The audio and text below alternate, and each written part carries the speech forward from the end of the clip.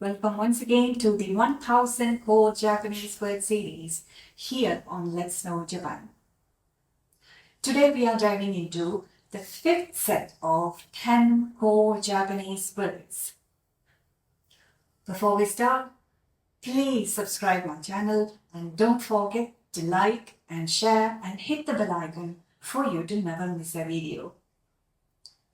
It really helps the channel and gives me motivation to make more useful videos.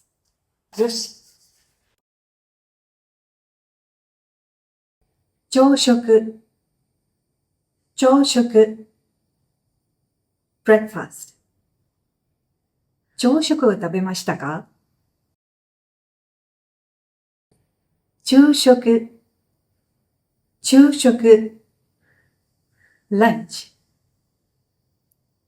朝食にお弁当を食べました。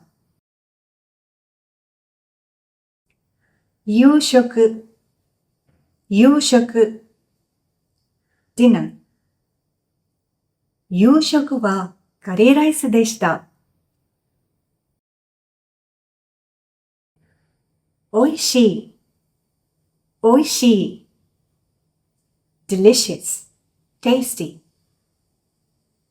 このラーメンは本当に美味しいです。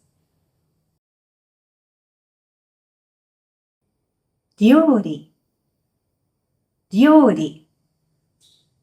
cooking, cuisine, dish。母の料理はとっても美味しいです。野菜、野菜。vegetables。この野菜はとても新鮮です。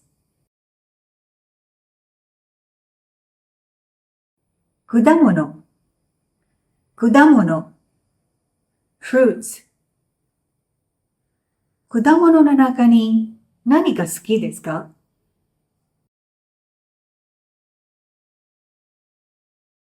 卵、卵。egg。朝ごはんに卵を食べます。作る、作る。to make, to cook。私は料理作るのが好きです。台所、台所。kitchen。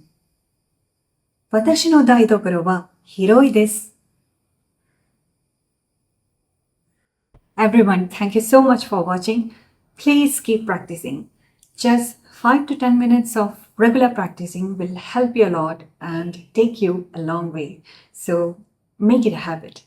And 皆さん, please subscribe my channel and don't forget to like and share and hit the bell icon for you to get timely notification of my new videos. I'll see you soon with the sixth set of 10 core Japanese words. Until then, またね。